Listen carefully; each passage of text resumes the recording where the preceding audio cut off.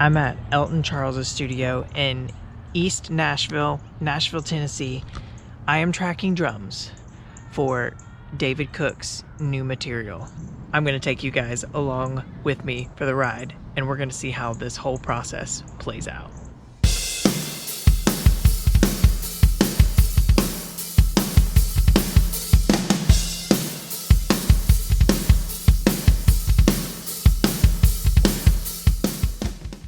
Ooh, more snares. Yeah, we got, I think, like 5 or 6 snares we're gonna try out. See which one works best for what David Cook wants. It's gonna be awesome. One of the first things I needed to do while setting up was have the conversation with Elton on what drum sounds we were going for and what I felt was appropriate for David Cook's music. I've never been asked for a small drum sound yet. I'm waiting for the day when they come in like, actually, you know what, dude, that's a little like too big.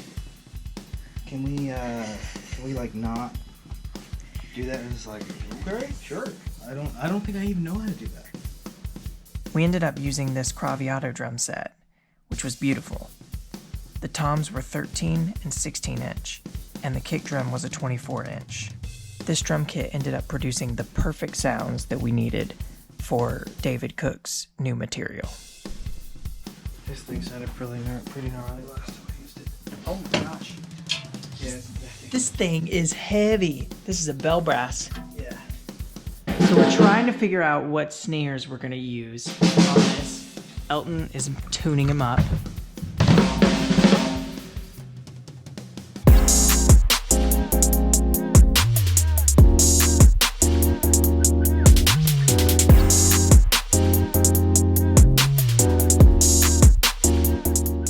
Heisty. We got a 19 inch. It's like a giant beat. We're using crash on that side. I'm using the HHX suspended because it's a darker crash is 20. And then we are doing the K ride. I like the K ride because you can kind of ride on the side of it and crash, and it doesn't sound too like, there's not too many overtones. Still nice and full. Yep, it's got a great bell. And then possibly the Holy China for a section of the song, but we'll see.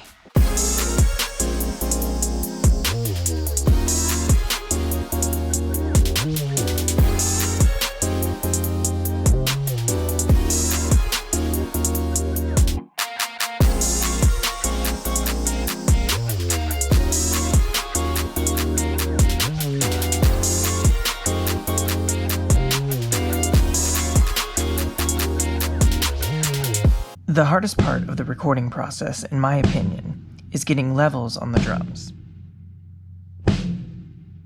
It can take a good chunk of time to do, and you have to be consistent in hitting each drum one by one so the engineer can get good levels before you start recording.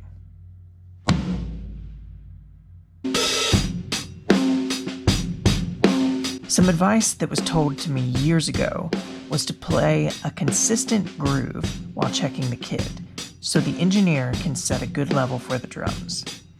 If you're shredding and playing a bunch of crazy drum fills, it will make the engineer's job extremely difficult. Tracking drums on an album, EP, or a recording for just a single is completely different from doing a drum cover because you are laying the foundation for that song. The way I like to kind of look at it is the artist is basically painting a picture and you're just providing colors for them to use in painting the picture.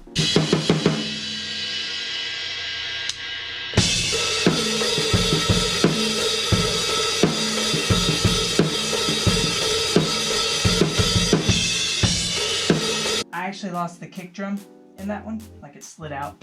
So yeah, we actually had multiple issues during the tracking process. My kick drum slid out from underneath my pedals during the second take. Hit it.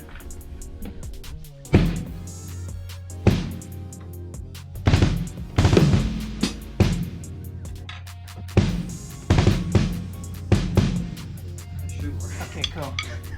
We had to put an amp in front of the kick drum because it keeps sliding out. The only thing I got that's heavy enough.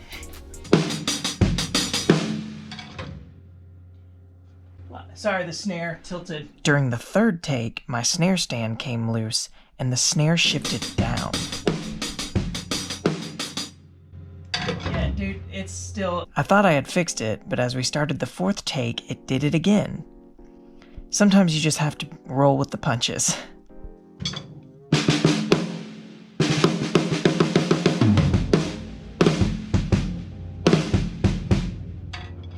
Another thing to be aware of is to check the tuning of your drums in between takes, especially your snare drum. It tends to detune as you play it. I think we're good. By the fifth take, we didn't have any issues and we were able to get the drums completely tracked for the song.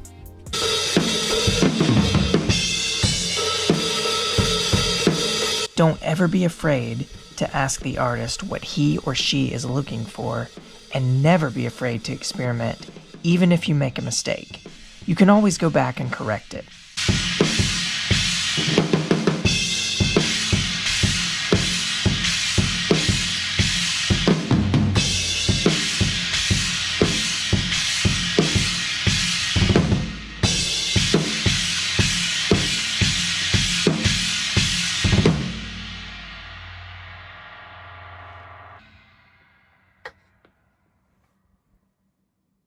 So we just finished tracking drums, the aftermath, all the snares.